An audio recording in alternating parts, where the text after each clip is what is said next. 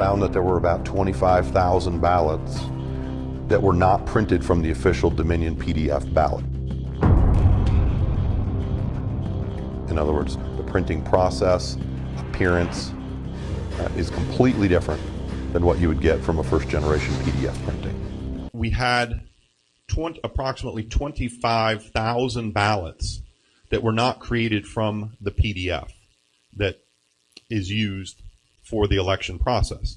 So in other words, the election provider comes up with ballots, and it's specific to a geographical area, because the person that lives in this neighborhood might not be voting for the same people that live in that neighborhood or another neighborhood. So here in Maricopa County, from memory, you had 5,012 or something like that, just over 5,000 different permutations and combinations to the ballots. Then that's multiplied by 2 because there's a Spanish version that's available for each one of these ballots. But it's the same ballot with the same people, just in a different language. So we've got we'll just say 5,000 different ballots for now that are created ahead of time, and those are created in PDF. Now, the big reason why is that you have a third party send out mail-in ballots, so those have to be created in advance. And second, for your early voting, you have vote on demand. So in other words, even if I live way out in the corner of the county, but I work downtown, I could go to something downtown that could print my ballot from my area, and I could vote here. It's convenient. A lot of people do that. So these PDFs are created in advance. They're obviously good quality PDFs, and when they're printed, they should look roughly or exactly the same. In this group of ballots, I find that the quality is severely degraded from what a PDF would be as if printed on demand, or if printed by your third-party provider who prints these all the time. I'm Eric Spakeen.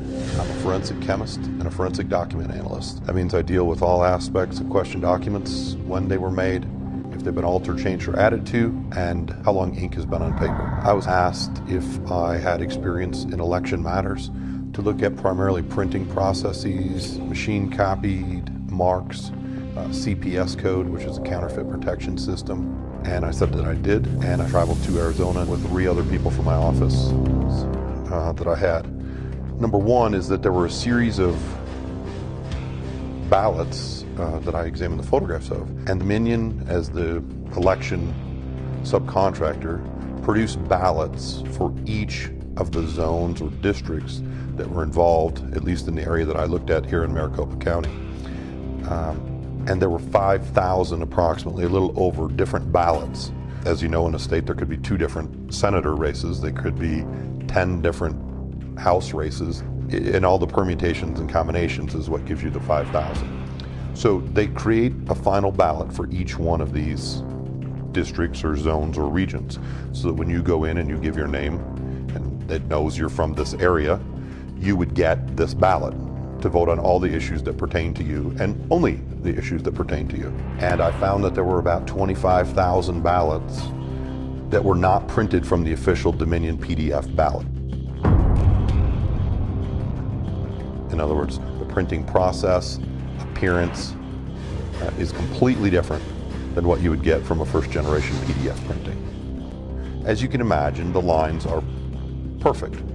So they're perfectly straight, no breaks in them, the circles or ovals as they may be, and they're a solid line. When I examined some of the early voting ballots and election day ballots from various polling locations, there were about 25,000 that did not have printing from this perfect PDF, as you would expect, but instead had breaks in all the same places around an oval. So you can look at one of the ovals and there are imperfections in the line, and they're in the same place on every single one of these ballots. These 25,000 unidentifiable ballots alone represent over double the amount of Joe Biden's 10,457 vote mark.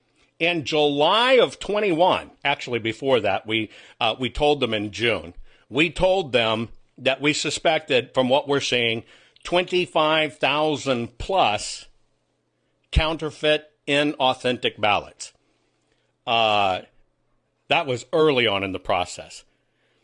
Again, because of propaganda by the GOP's attorney, the GOP, other conservative operatives, they planted the seed inside this that you can't trust that, no, that's not it, etc. You'll hear more about it.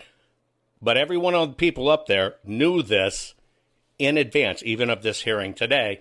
Now, the reason I bring that up is they had well over a year and a half to react to this so it wouldn't be duplicated in 2022. But they didn't. They did nothing, and they allowed it. They enabled this to be done again.